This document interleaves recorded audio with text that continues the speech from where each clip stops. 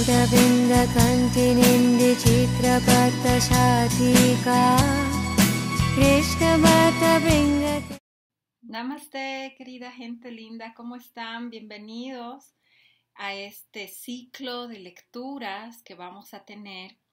Empezando el día de hoy, vamos a hablar sobre lo que es este tema tan esencial, tan fundamental como es el alma. Entonces, este libro se llama El viaje del alma y está dado enseñado por mi maestro espiritual, Nitya Lila Pravishta Paramahamsa Srila Bhaktivedanta Narayan Goswami Maharaj. Es un libro que empieza de una forma muy básica, muy elemental, muy sencilla, pero que luego empieza a describir a más detalle y se complica un poco más en cuanto a la filosofía de cuál es el proceso del alma, cuál es el viaje del alma. Y nos habla de este libro, es decir, nos habla del alma, porque en realidad estamos destinados a entender quiénes somos en verdad, ¿no? ¿Quién soy yo? Son estas preguntas que tenemos que hacernos para empezar a llevar una vida espiritual, para empezar a realizar cambios trascendentales en nuestra vida. Si nosotros no nos respondemos a estas preguntas esenciales, básicas, fundamentales de nuestra humanidad, va a ser muy difícil que podamos trascenderla. Va a ser difícil que trascendamos este concepto corporal. Siempre en toda clase hago una Mangala Charan, una invocación de mantras para que este conocimiento pueda descender y pueda ser y podamos recibirlo en un humor, en un sentimiento de gratitud. Om Agyanatimirandasya Gyananjana Shalakaya Chakshurum Militam Yena Tasmai Sri Gurave Namaha. Nama Om Vishnu Padaya Radhikaya Priyatmane Sri Srimad Bhaktivedanta Narayani Tinamine. Vanchakalpatarubhyascha Kripa Sindhubhya evacha Patitanam Pavanebhyo Vaishnavebhyo Namo Namaha. Sri Krishna Chaitanya Prabhu Nityananda Sri Radvaita Gadadhara Sri Vasadi Gaura Bhakta Vrinda. Hare Krishna Krishna Krishna Hare Hare Hare Rama Rama Rama Hare Hare. Primeramente ofrezco respetuosas reverencias a mi amado maestro espiritual Nitya Lila Pravishta Paramahamsa Srila Bhaktivedanta Narayan Goswami Maharaj. De la misma forma ofrezco mis respetuosas reverencias a todo el Rupanuga Guru Gaudiya Parampara y también ofrezco respetuosas reverencias a todos ustedes presentes aquí que dedican y que dan una parte de su tiempo para escuchar estas enseñanzas que prometo van a ser un cambio muy importante en su vida, que también les prometo que no se van a aburrir. Simplemente dediquen esta media hora, esos 40 minutos a concentrarse, a entender, a escuchar. Es muy importante porque el conocimiento viene de escuchar las cosas que sean correctas, pero también aprendemos cosas malas cuando escuchamos las cosas incorrectamente. Entonces, es muy importante, como decía mi maestro espiritual, presten los oídos a escuchar este conocimiento espiritual, este conocimiento trascendental que vienen de almas, de personalidades iluminadas, de personalidades autorrealizadas. Bueno, entonces este libro consta de varias partes. Vamos a comenzar y como todo libro de entender qué es la filosofía, qué es el Siddhanta, comienza haciendo unas preguntas, como les decía, las preguntas esenciales que todos nosotros tenemos que hacérnoslas, ¿ya? Entonces dice, ¿quién soy? ¿De dónde vengo? ¿Cómo puedo liberarme de los sufrimientos y las limitaciones que este mundo impone sobre mí? ¿Hay algún modo de conocer a mi ser espiritual oculto que está más allá de las cadenas de la materia? Esto es muy interesante. ¿Hay algún modo de conocer a mi ser espiritual que está oculto, que está más allá de las cadenas de la materia? ¿Cuál es mi destino final y cómo puedo alcanzarlo? Estas son las preguntas que se han hecho los buscadores sinceros de la verdad desde tiempo inmemorial. Según la antigua sabiduría védica de la India, las respuestas a estas preguntas eternas viven en los corazones de los grandes maestros espirituales. Los sabios de la India han llegado a comprender estas respuestas mediante un proceso trascendental perfecto, la cadena ininterrumpida de sucesión discipular. Tomemos la analogía del árbol del mango, en cuya copa hay una deliciosa fruta madura. Si esa fruta se cayera del árbol, se estropearía.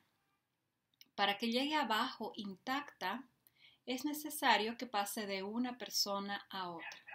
Lo mismo ocurre con el conocimiento divino, que es transmitido de persona a través de autoridades trascendentales para que cada alma pueda recibirlo íntegro y con toda su potencia.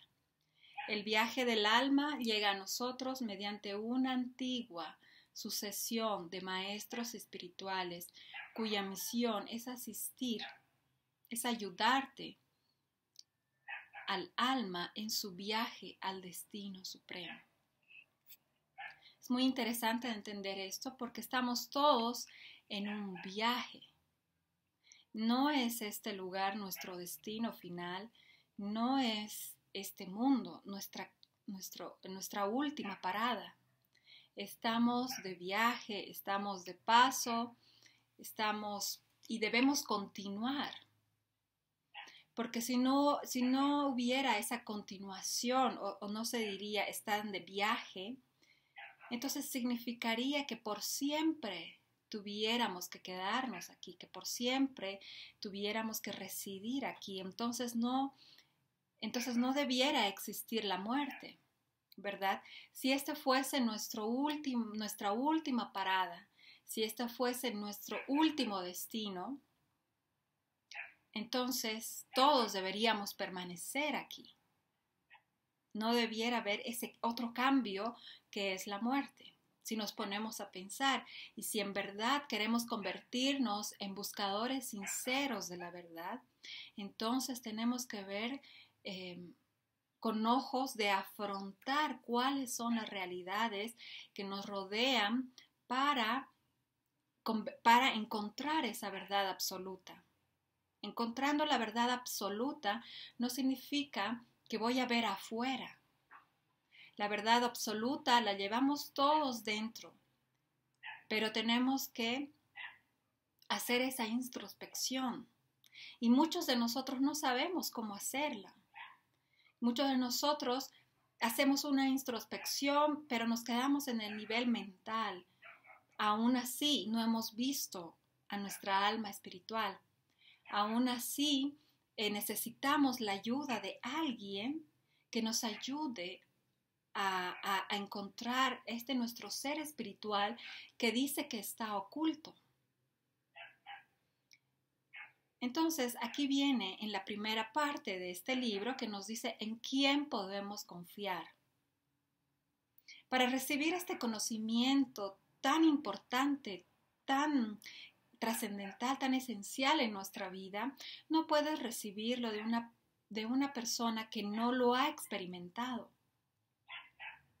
No puedes recibir de una persona que no tiene la suficiente potencia para guiarte en este viaje. ¿Se imaginan? Entonces, incluso nosotros para aprender a leer, para aprender a escribir, para aprender a caminar, hemos necesitado ayuda. Claro que esta ayuda no va a venir si yo quiero aprender a caminar, no voy a agarrarme de alguien que no sepa caminar. ¿No? Que si yo quiero aprender derecho o quiero ser doctor, entonces no voy a aprender de otra persona que no sepa eso, ¿no? Si yo quiero, es muy simple, si yo quiero aprender a cocinar, tengo que aprender de una persona que sepa cocinar, no de una persona que tenga otra especialidad, que sepa pintar, ¿no? Entonces, para este conocimiento que nos va a resolver nuestras preguntas existenciales, como hemos empezado, ¿quién soy? ¿De dónde vengo? ¿Cuál es mi destino final? ¿Cómo puedo? ¿Cuál es el mecanismo? ¿Cuáles son las herramientas para descubrir a mi ser espiritual? Entonces tengo que refugiarme en autoridades en la materia. Eso es el maestro espiritual. Eso es lo que a mí mi maestro espiritual me está enseñando. Mi maestro espiritual a mí no me está diciendo, ay, Navita, eres la más bonita, la más linda. Me alegro que estés en esto. Wow, tú eres lo máximo. No, porque la enseñanza verdadera es pulirte, es purificarte. Entonces, para eso tiene que haber disciplina, tiene que haber una determinación, tiene que haber una consecuencia, tiene que haber una secuencia, una coherencia de lo que tú quieres aprender. Y esto resuelve todos nuestros problemas. Van a escuchar, van a ver, van a experimentarlo. Entonces aquí, justamente en la siguiente parte de este libro nos dice en quién podemos confiar. Confiamos en diferentes autoridades para que nos informen sobre temas de índole material, pero ¿en quién podemos confiar cuando se trata de asuntos trascendentales y del mundo trascendental? Si no podemos experimentar la trascendencia con ninguno de nuestros sentidos materiales, ¿cómo podremos tener una idea de esa realidad pura? O sea, aquí no es que tú puedes ir a preguntar a la persona de la esquina y decirle, ¿usted conoce su alma? ¿Usted sabe quién es? ¿Sabe qué es el mundo espiritual? ¿Sabe que estamos de viaje? Y que no, esa persona no va a tener el más mínimo conocimiento sobre esto. Porque esa persona está pensando en cómo va a llegar a su trabajo y cómo va a adquirir el pan de cada día. Entonces, estamos sumergidos en conocimientos que no nos llevan a la verdad suprema. Entonces, podemos ver el cuerpo, pero no el alma. ¿Cómo podemos entonces afirmar que existe un alma más allá de la materia? Dios está en todas partes, pero no le vemos. ¿Cómo entonces podemos entender quién es? Aunque es evidente que no podemos controlar el mundo, eso ya lo estamos viviendo y lo estamos experimentando, ¿cómo podemos creer que existe un Dios de quien ha surgido la creación? ¿Y cómo podemos confiar en que es Él quien la gobierna? Cada día millones de personas nacen y mueren. ¿Quién controla ese abrumador aluvión de nacimientos y muertes? Las olas del mar emergen de manera constante. El sol sale a su hora y los días suceden de forma continua y regular. Nosotros no intervenimos en esos ritmos, pero todo está siendo controlado de algún modo. Nuestros sentidos son imperfectos y por ese motivo, tal vez, no deberíamos fiarnos de la información que no transmite. Eso es muy importante. Nuestros sentidos son imperfectos y no podemos confiarnos en la información que nos transmite. Mis ojos no están viendo la realidad objetivamente. Mis oídos no están escuchando la verdad absoluta. Lo que estoy hablando tampoco está transmitiendo la verdad absoluta. Es decir, nuestros sentidos están simplemente transmitiendo la realidad de nuestras percepciones. Entonces, si yo no estoy transmitiendo la verdad absoluta, estoy transmitiendo una verdad subjetiva, relativa, es más, no debería llamarse verdad. Simplemente estoy transmitiendo lo que yo creo,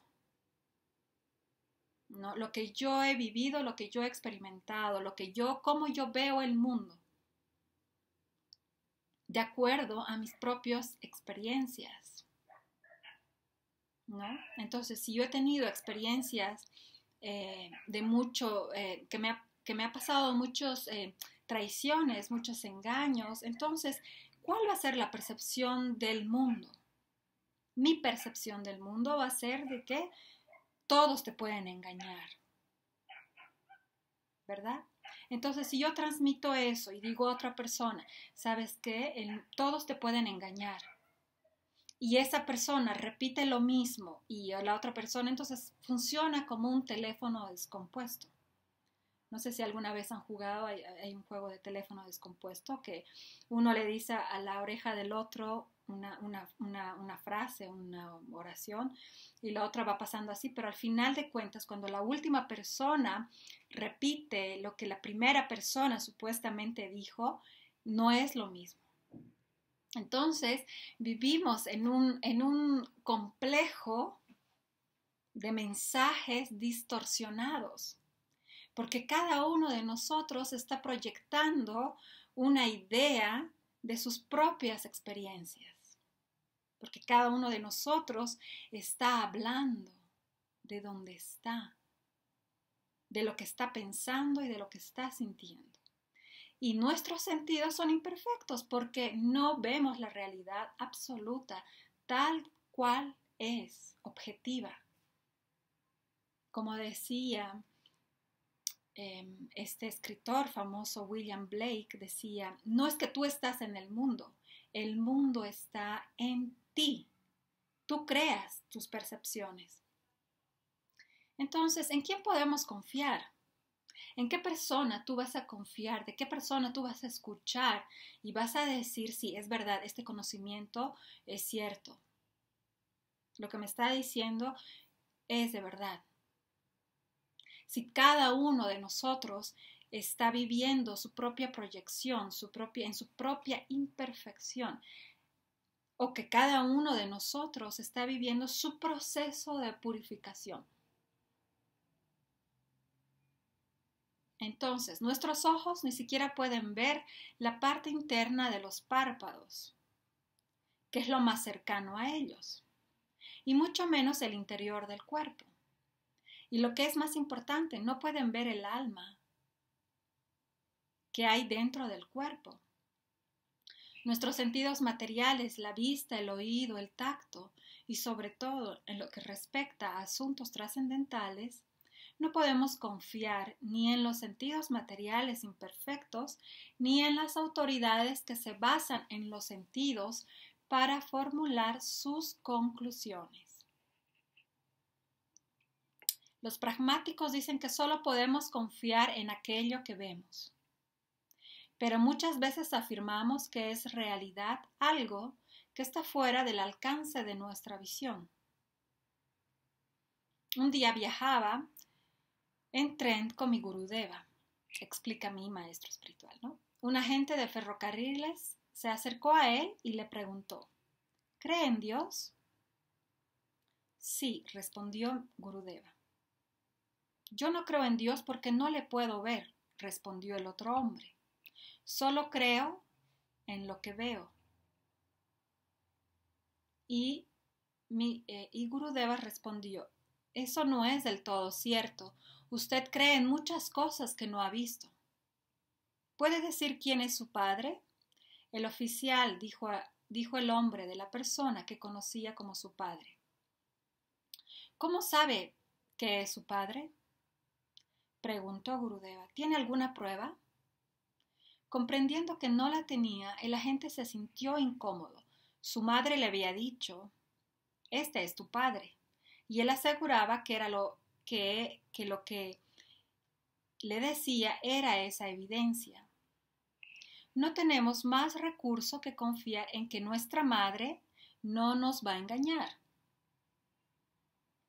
El hombre insistió y volvió a preguntar, ¿quién es Dios? Y Gurudeva respondió, la suprema personalidad de Dios es Krishna. Y el hombre respondió, ¿por qué? ¿En qué se basa para afirmar que Krishna es Dios? Y empezó a explicar Gurudeva. Algunos dicen que Dios carece de forma, atributos y cualidades, pero las escrituras védicas revelan que posee una forma y multitud de cualidades. Si no tuviera forma, ¿de dónde surgió este mundo? El mundo está repleto de una ilimitada variedad de formas. Algo no puede manifestarse de nada. Por lo tanto, Dios tiene que poseer una forma y esa forma tiene que ser la más hermosa. No hay nadie tan bello ni tan lleno de cualidades como Él. Y además es todopoderoso. En un instante puede crear, controlar y destruir todo el mundo material o manifestar millones de mundos, soles y lunas. Nosotros no podemos hacer lo mismo que Él. Y además es extremadamente misericordioso. De otro modo, ¿cómo podría conocer nuestras dificultades, tristezas y sufrimientos? ¿Y cómo nos podría ayudar? Él es la personificación del amor y el afecto. Si no fuera así, si no fuera capaz de amarnos y auxiliarnos cuando sufrimos, ¿para qué le necesitaríamos? Entonces, estas son palabras perfectas. Según los grandes sabios y santos de la India, solo podemos confiar en las palabras trascendentales. Ellas pueden revelar el verdadero camino porque lo que describen es totalmente puro. Los asuntos trascendentales son tratados en los Vedas, los Upanishads y sobre todo en el Srimad Bhagavatam, la más antigua de todas las escrituras reveladas. Las palabras de los Vedas, estas escrituras trascendentales de India, son más dignas de confianza que las de nuestra madre. Nuestro padre o cualquier otra persona de este mundo. Una madre puede mentir, pero las palabras trascendentales no tienen ningún defecto.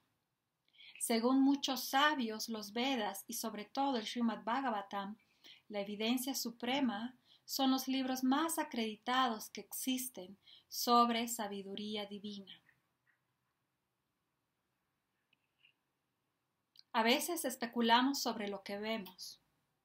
Puede que veamos, por ejemplo, a un hombre de lejos y pensemos que se trata de nuestro padre. Y cuando se acerca nos damos cuenta de que no es él, sino a alguien que se le parece. Los ojos solo pueden recolectar una evidencia concluyente cuando aceptan la visión de las escrituras védicas autoritativas, como el Srimad Bhagavatam, los Vedas o los Upanishads.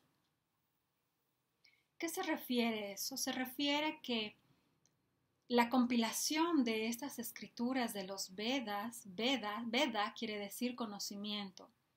Los Vedas es todo lo que nos está brindando actualmente en esta parte occidental, el entender, por ejemplo, qué es la mente, qué es la reencarnación, qué es el karma.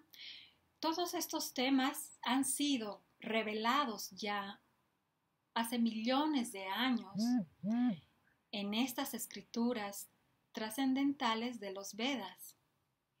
Esto ya ha sido revelado, esto ya ha sido estudiado, esto ya ha sido explicado.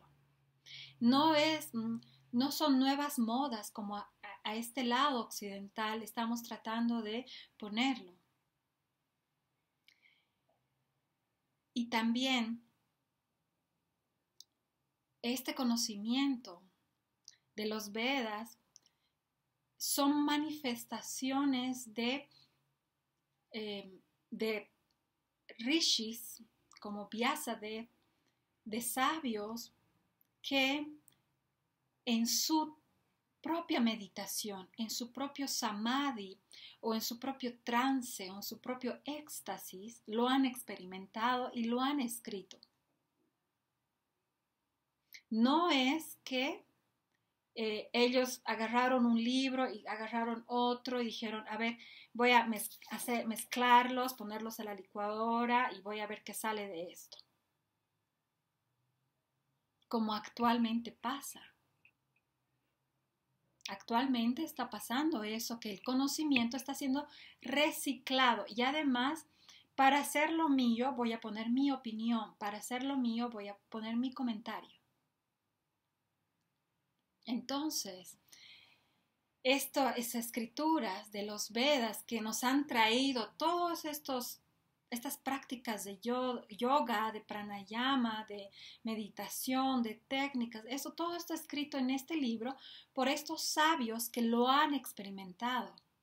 Entonces, nosotros debemos aceptar como autoridad a una persona que mínimamente practica lo que predica, que mínimamente sigue los principios de comportamiento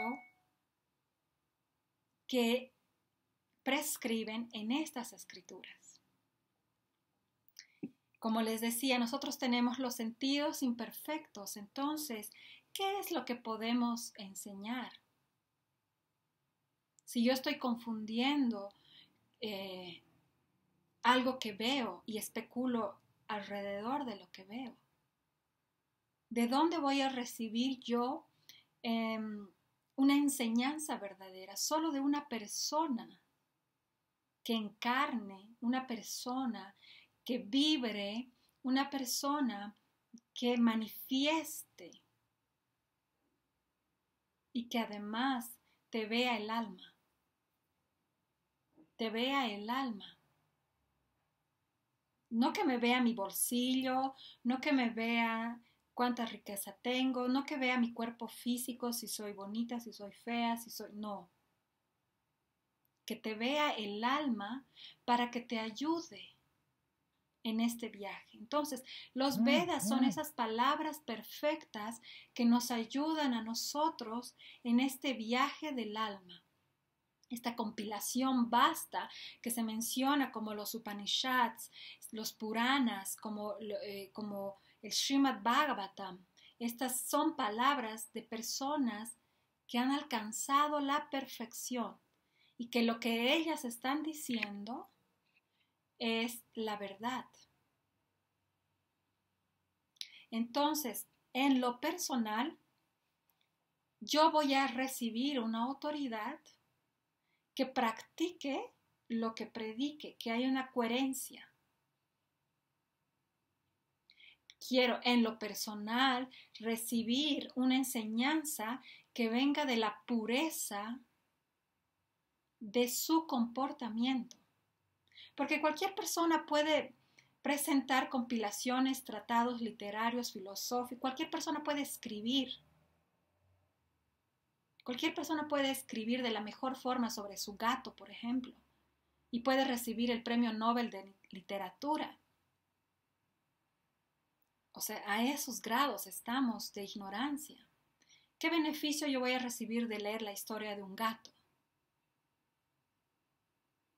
Entonces, ¿cuál es la pureza? Y de repente, ok, escribió sobre un gato, pero esa persona, no sé, es un alcohólico.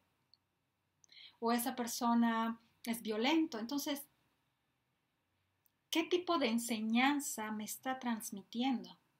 Y no se olviden que también todo es vibración. ¿Qué vibraciones me está transmitiendo a mí? ¿Yo quiero recibir conocimiento para mi alma o quiero recibir conocimiento para mi ego? Actualmente, todos nosotros queremos recibir conocimiento para el ego, ¿no? Entonces, para hacernos más grandes, para hacernos que somos los mejores en todo lo que hacemos, para creernos dioses, que no lo somos. Entonces, ¿de quién vas a recibir y en quién vas a confiar para que te dé este conocimiento? En estas personas que practican sinceramente el yoga, de estas personas que no viven en la dualidad. Ese debería ser el objetivo de nuestra vida, conocer personas puras que te entreguen un conocimiento puro, inadulterado sin matices del ego o de un beneficio personal. Estos sabios, estos rishis, estos munis, estos maestros espirituales entregan el conocimiento sin buscar un beneficio personal, sin esperar a que tú les des algo. Entonces, el alma que mora en el interior, según los sabios iluminados con el conocimiento divino de los Vedas. Y además aquí hay algo muy interesante. Conocimiento divino, sabiduría divina. ¿A qué se refiere con eso? Se refiere al espíritu, se refiere a Dios. Nosotros no somos este cuerpo material, sino almas espirituales. En la actualidad, nuestra alma, como un pájaro enjaulado, se encuentra cautiva dentro de la prisión de este cuerpo. No nos gusta que el cuerpo tenga que envejecer y morir, pero lo hará, si es que no muere en la juventud. Llegará un momento en el que nuestro cabello se llenará de canas, nuestra visión se debilitará y no podremos caminar sin la ayuda de un bastón. Y finalmente el alma lo abandonará. Dentro de estos cuerpos materiales hay otra persona trascendental que no está enjaulada y que ni nace, ni envejece, ni muere. A diferencia de nosotros, él no se transforma en un niño, un joven o un adulto material. Es omnisciente y controla la totalidad de la creación y a todas las almas. Todas las potencias se hallan eternamente presentes en esa persona trascendental, que es la suprema personalidad de Dios. Su potencia interna vive siempre con él y por eso él puede crear millones de universos, realizar actividades donde le plazca y llevar a cabo cualquier enseñanza por hercúlea que sea. Por disposición de esa potencia interna conocida en los Vedas, en el sánscrito como Swarupa Shakti, él manifiesta sus encarnaciones plenarias y parciales. El Señor manifiesta también su energía marginal, la Tatastha Shakti, que se llama en sánscrito, integrada por las almas espirituales que se halla situada entre el mundo material y el mundo espiritual. A pesar de que nosotros somos partes integrales del Señor, ahora hemos elegido olvidarle. Y por eso, otra de sus energías, la potencia ilusoria llamada Maya, nos lanzó a este mundo y nos cubrió. Ese es el motivo por el cual no alcanzamos a comprender quién es Dios y nos encontramos atrapados en el interminable ciclo de nacimiento, dolor y muerte. En este mundo sufren hasta quienes ostentan los más altos cargos, como emperadores, primeros ministros o presidentes. Todo el mundo sufre y no sabe por qué. Las personas experimentan alguna felicidad en su juventud, pero también tienen que enfrentarse a innumerables problemas. Y un día, todos se verán forzados a abandonar este cuerpo. Aunque no logren concluir si Dios existe o no, todo el mundo sabe con seguridad que la muerte existe. Incluso quienes no creen en Dios tienen que admitir que la muerte es segura. Entre todas las especies de este mundo, el ser humano es quien posee la conciencia más desarrollada. Los humanos pueden hacer pronósticos sobre el futuro, mientras que los animales menos desarrollados carecen de esa capacidad. Algunos animales, como los monos, los burros o las vacas, pueden anticipar un futuro inmediato, pero nada más. Imaginen a unas vacas o cabras en un matadero. La muerte les espera a la vuelta de la esquina, pero si alguien les coloca delante algo de hierba, se pelearán entre ellas para comérsela. Por lo general, ellas no comprenden que están a punto de morir.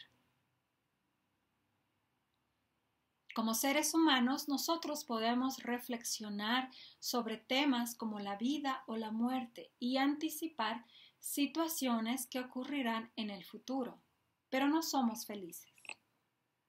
Solo podemos experimentar verdadera felicidad cuando comprendemos que somos almas espirituales y que existe un plano que está libre de la jurisdicción del nacimiento, la vejez, la enfermedad y la muerte. ¿Por qué unos nacen como hijos o hijas de un primer ministro y otros lo hacen en familias pobres? ¿Por qué una persona nace hermosa y sana y otra coja y ciega? ¿Por qué un hombre pobre llega a primer ministro o presidente y otro sigue siendo pobre a pesar de sus denodados esfuerzos por lograr esa misma posición? En este cuerpo humano debemos plantearnos cosas como ¿por qué sufro? ¿Por qué tengo que morir? ¿Quién soy? ¿Quién es Dios? Esta clase de reflexiones es lo que diferencia el nacimiento animal del nacimiento humano. Todas las especies de vida, humanos, animales y plantas, experimentan en cierta medida felicidad, amor y afecto. Si llamamos a un perro y somos afectuosos con él, el animal responderá moviendo el rabo contento. Cuando el corazón de una persona rebosa amor, hasta los tigres y los leones no se mostrarán fieros con ella. En todas partes hay amor y afecto, hasta en los árboles. Si acaricias una hoja de un árbol, éste se siente feliz, y si le cortas las ramas con una sierra, tiembla de miedo. Y las enredaderas muestran su cariño hacia los árboles, abrazándolos.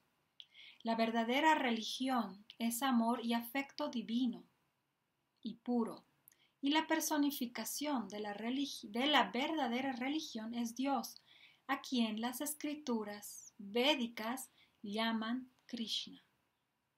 Dios es muy misericordioso y su poder no tiene límites, y nosotros somos sus partes integrales. Cuando comprendamos realmente esto, escapamos para siempre de la cadena de aflicción y sufrimiento. Esta comprensión y el proceso para alcanzar se denomina Bhakti Yoga.